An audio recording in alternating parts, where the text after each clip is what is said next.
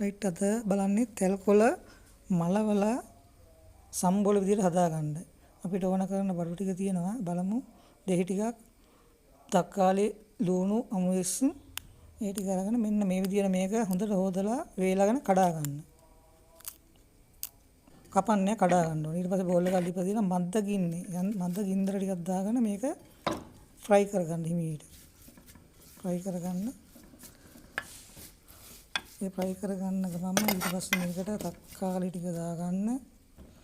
ඊට පස්සේ ලුණු ටික දාගන්න. ඊට පස්සේ අමුමිරිස් ටික දාගන්න. ඊට පස්සේ කෑලි මිරිස් ටිකක්, ලුණු ටිකක්, ඊට පස්සේ ගම්මිරිස් කුඩු ටිකක් දාලා මේක හොඳට